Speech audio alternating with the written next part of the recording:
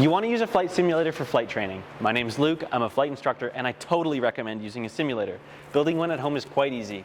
I'll teach you how to make it just like this for about $1,000. You have control. The PC is obviously the first thing you have to consider if you're going to build your own flight simulator at home. People often send me DMs asking, is my computer good enough for a simulator, for X-Plane? There are minimum requirements. X-Plane posts them. They're basically requiring that the computer is somewhat modern. I've been using this Razer 2017 laptop for many years. I use it every day. I build Fly with AI on this computer, and I run X-Plane 12 on it. It's got a 3000 series GPU. It has kind of the normal input-output. That's one thing to consider. I've got, two USBs, a power, and two USB-Cs. That's necessary in like setting up all the yokes and things we're going to talk about. I would just make sure that you have a good GPU and your computer runs. A recommendation I would give you is that on X-Plane you can get a demo, a free demo, and load up the demo onto your computer, whatever computer you have, and see if the demo runs smoothly. Does the simulator actually run smoothly? Does it render graphics nicely? Does the plane feel good? And if it doesn't, maybe you have to look at a different computer. But ultimately, the big difference you're going to see is the GPU working too hard. Maybe you're not able to render forests. Maybe you're able to just see single trees.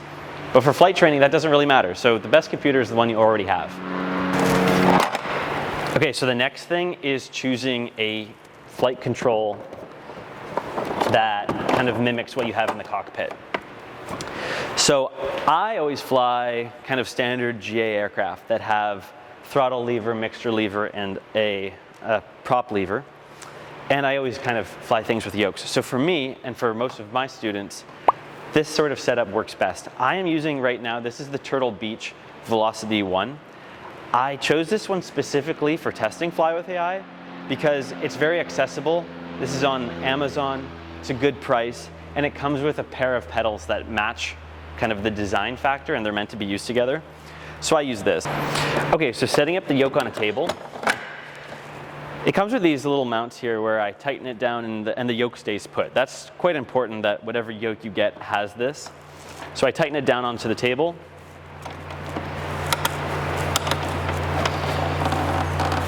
Make sure those are tight. When I set up this Xbox controller, there was one piece of setup I had to do, which was click this setup button. It switches this controller between an Xbox version and a PC version. So that was the only piece of setup. Other than that, it's just about plugging it in.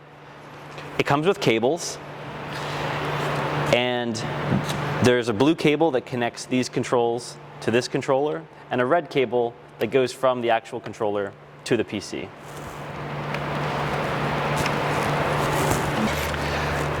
Once we have this connected, we'll go on X-Plane later, and we'll set up all of the switches to make sure that they work properly.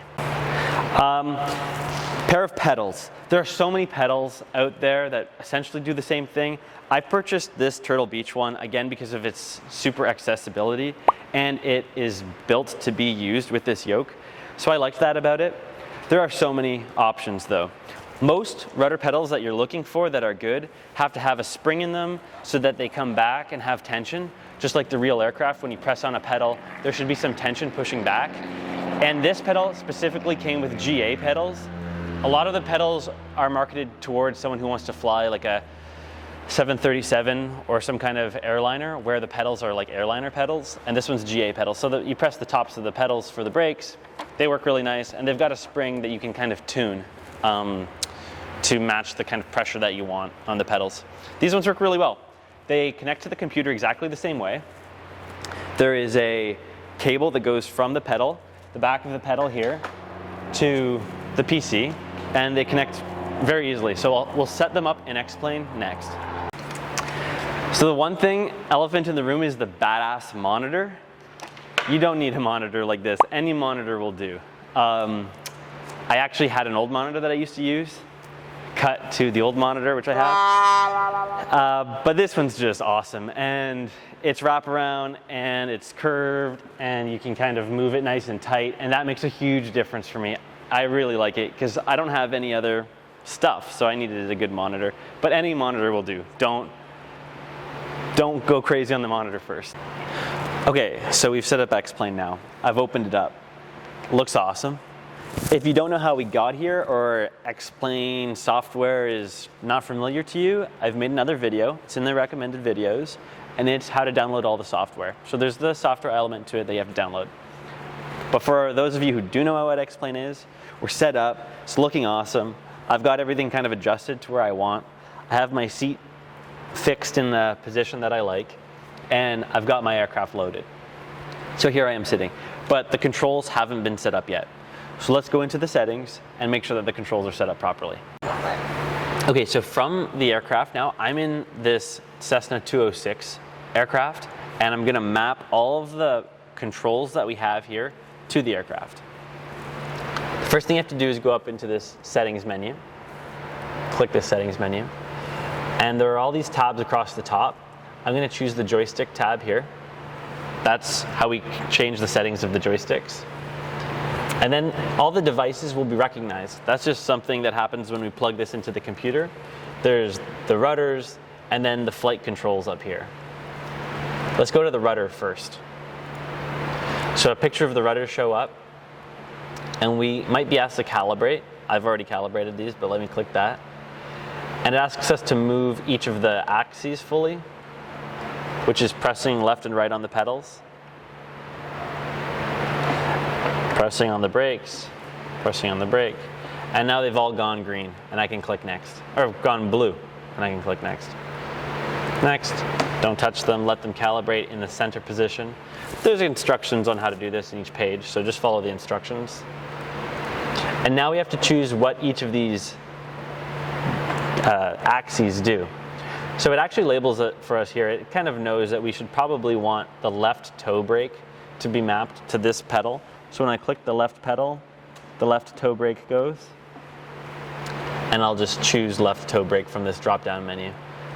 Left toe brake, boom. So I've clicked the left toe brake, and when I press this, it actuates. Cool. Same thing for the right toe brake. The right toe brake I press. I want that to be the right toe brake. Pressed. And then yaw. When I press left and right on the pedals, I want the aircraft to yaw left and right. So I'll choose yaw off this drop-down menu. There's yaw. And I click done. Okay, so now the pedals, I can look down at them on the simulator. And when I press the pedals, they work. Awesome. Okay, pedals are done. Now let's do the next one. I'm choosing, it doesn't really label it, it just says velocity 1 flight. I think it's probably this, there we go. So now when I go left and right on the yoke, axis 0 is moving. So let me go and click, well when I do this, I want the aircraft to roll. So I'm gonna click roll, roll. And then axis 1 here, when I push forward and backwards, it's like the pitch. So I'll choose pitch. And then what's this one here? Axis 2. Axis 2 are these triggers. I'm going to leave that as none because that doesn't do anything in my aircraft. These triggers are used for maybe some playing with a gun or something, so I'm going to leave that as none. There are also buttons all over this yoke. You can see that there's a button here. If I click it, this button 11 flashes. There's a button here. If I click that, this flashes. On my aircraft, if I go up and down on this toggle switch, toggle switch here, buttons 12 and 14. This is my electric trim. So let's do that. I'm going to click edit, trim. This is pitch trim. Here's the pitch trim rocker switch. So pitch trim down, pitch trim up, I think is what I just clicked. Let me go pitch trim up. Yeah, so that's actually pitch trim up, and this is going to be pitch trim down. So I'll click this and pitch trim down. Pitch trim down, right there. So I click that, apply, and pitch trim down. Okay, done. I'll click done now, and let me just double check that that actually works. So left, right, pull back, push forwards, and then let me check that trim switch. So I'm actually going to toggle that. Okay. Actually, I've got them reversed. So when I was pulling down, it's going up, and when I'm pushing up, it's going down. Okay, a little bit confusing when you are trying to set that up. So I'll go back and fix it. So trim up, this is actually trim down. Apply, and trim down, this is actually trim up. Trim up, apply, and now done. And check that again. Yeah, that works well. When I pull the trigger down, it goes down. When I push the trigger up, it goes up. Cool. So that's set up. Now we just have these controls over here to set up. I'm gonna go back to the joystick calibration. We've already done this first one. It would be nice if they labeled it better. And now we have all of these levers. There's a lot of them here. Many of them that I don't actually use, but we're following the same steps. Let me do throttle, and see I've already selected throttle 5. Propeller, I've mapped to propeller. So when I move the propeller knob, this axis, I've selected propeller prop. And then the same thing for mixture as well. Elevator trim, I've already done the electric trim, but this is the manual trim. And just like the other ones, I turned this to make sure I have selected the correct axis, and then I selected elevator trim off of the list. My aircraft only has elevator trim. These ones I have not mapped because I don't have anything in the aircraft that this does. The one really important thing that my aircraft has that I don't really see a switch for is the flaps. So I've decided that these buttons here will be my flaps, because this is really close to where my flap switch is in the aircraft. So this button I want to be up flaps. So I've mapped it to button 9. When I click up flaps, I have button 9, and I click edit, and I chose flaps up a notch, apply. And button 10, I've chosen this to be flaps down a notch, apply, and done. Now when I look at the actual flap switch, let's look at all of these levers to make sure. The flap switch, which is right here, when I click down, it goes down a notch, down a notch, up. The mixture works, the propeller works, and the throttle works.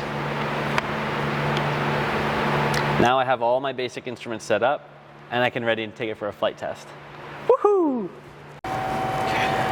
So I just want to make sure that in my simulator I am matching the real aircraft as best as I can. So this is the Cessna 206, and I've pretty much mapped the throttle, the propeller, the mixture, and the flaps in the spacing that I would expect.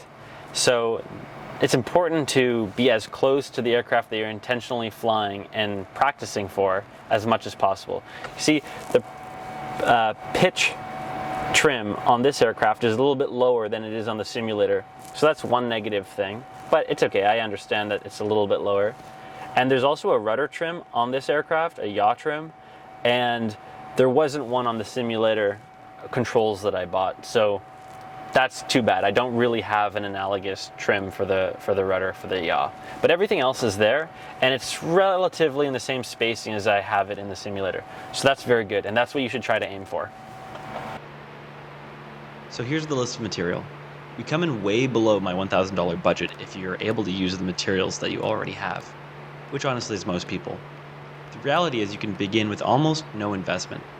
My setup, it has a little bit more to it, but not much. Just start by adding the basics, get yourself flying, and then add one thing at a time. I've added one reference in the description below for an amazing community called Flight Simulator Association, which is a great next step. They've got a lot of things that you can add to your simulator as you grow it. The problem is, so now you've got your simulator, now what? What is it that you're actually going to do with it? Are you going to train, get better, or are you going to build bad habits from fake flying? That's why I made Fly with AI, a tool that brings a virtual flight instructor into your simulator and makes it an actual learning tool for flying. Come check it out with me on Fly with AI, and I'll show you some of the cool things that the virtual flight instructor does to give you the control to actually do your training.